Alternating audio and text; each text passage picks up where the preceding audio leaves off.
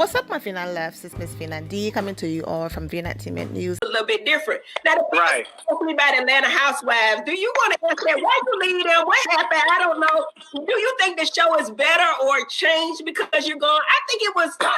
I can't really answer that. I don't know. Yeah, listen, well, let's start by saying this. I left the show. I did not get fired. That will always be the dumbest rumor when it comes to that. And it's funny because if you Google anything, I've been fired so many times. It's like I was on The Apprentice. It's the dumbest. I know you left. Yeah, it's the dumbest rumor out there. I did not get fired.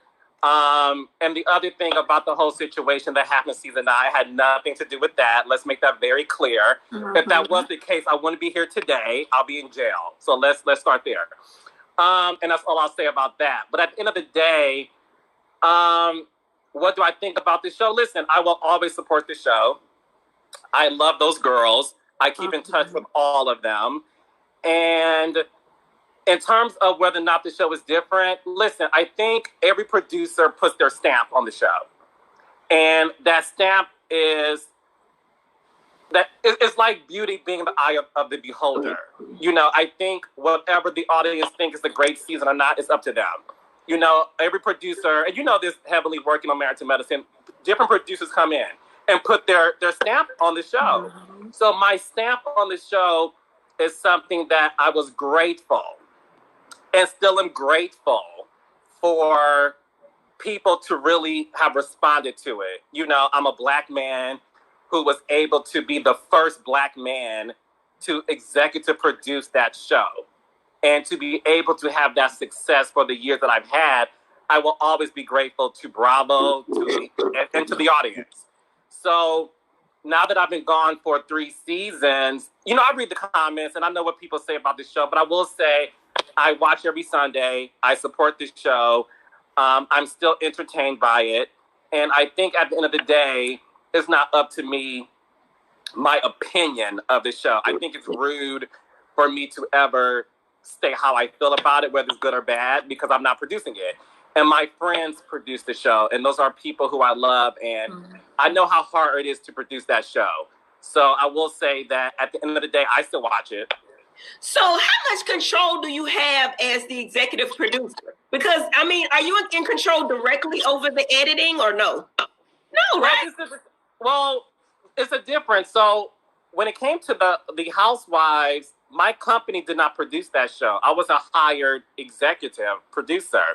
So my job was I was in the trenches in Atlanta, boots on the ground, constructing everything. And then whatever happened once I was done was up to everyone else, right? Who produced the show as the company. Well, that was former Real Housewives of Atlanta producer Carlos King, basically confirming what we already knew, okay?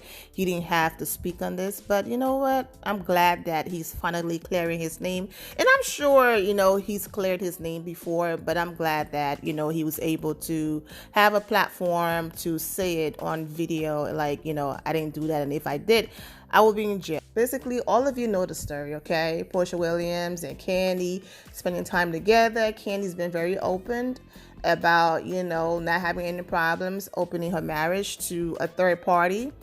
Kandi went on this podcast a year or so ago, and she went as far as saying that, I know this is TMI, but Kandi said it, that she's had a foursome. Yeah. So Kandi's into stuff like that. She was attracted to Portia Williams. Both of them went to the club and they kissed. And they were also supposed to leave the club with her husband Todd and go and do whatever adults do their thing. However, it didn't work out. Okay, Portia went home, Kandi and Todd went home. Phaedra Parks became highly upset that, you know, her friendship with Kandi was falling apart. And you know what? Okay, big deal. Our friendship is not working now. I'm going to move on. Nope.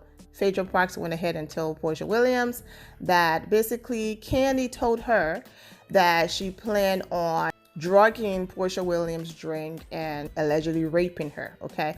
And so then Portia comes on TV and she basically repeated what Phaedra Parks told her. Oh, the whole season is a big mess. We get to the reunion. You know, Phaedra have the floor to just come clean and sincerely apologize. But Phaedra is like, first of all, I'm an attorney. You know, I'm not about to incriminate myself. Phaedra basically said she heard it. A producer told her. Portia was saying, Phaedra, you told me you heard it from Candy's mouth. Phaedra said, no, I repeated what I heard. Portia over there screaming like, no, you didn't tell me you heard. You said Candy said. Phaedra said, well, I repeated what I heard. After Phaedra said that, of course, like I always say, these producers, they don't care if y'all beat each other up, drag each other, disrespect each other. They don't care. As long as you are not bringing them in your mess, they don't care. They will watch from afar while all of you make a fool out of yourselves, and they get their big check and they go home to their peaceful life, okay?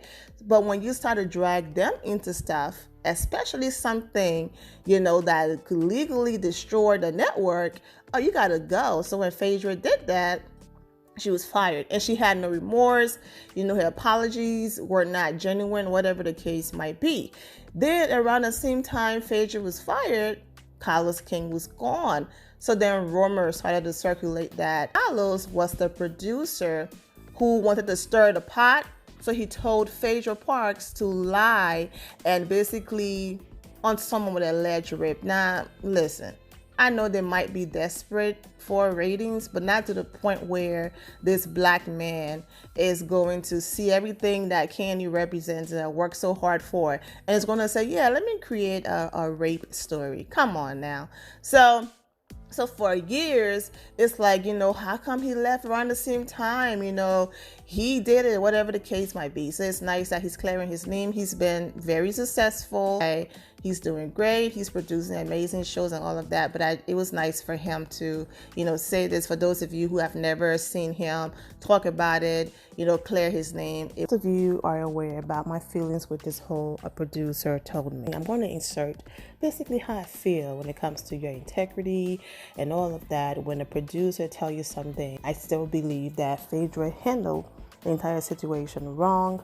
Yes, I know you guys know the story, but not everybody watched the Real Housewives of Atlanta. You will be surprised. So that's why I explained the story. But let me go ahead and insert, you know, for those of you who missed it, how I feel about this whole producer told me situation. Phaedra Parks, when she did what she did to Candy, and then she said a producer told her to do and say what she said about Candy. And then you have people saying, oh, it's not Phaedra's fault. No, it is Phaedra's fault.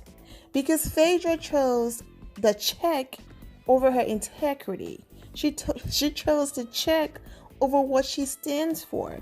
If a producer comes to you and say, I want you to lie on this woman, to go as far as accusing her of attempted rape, that's when you say, you know what? I love this show. I love my coins, but I am not willing to go that low, to destroy a mother, to destroy this boss, to destroy everything she's ever worked for, all in the name of a check, and to stay on this show. If I'm going to get fired because of this reason, I don't have no problems getting an attorney. If people don't believe me, that's fine. I'm a lawyer myself. I know my rights, but I'm not going to stoop that low.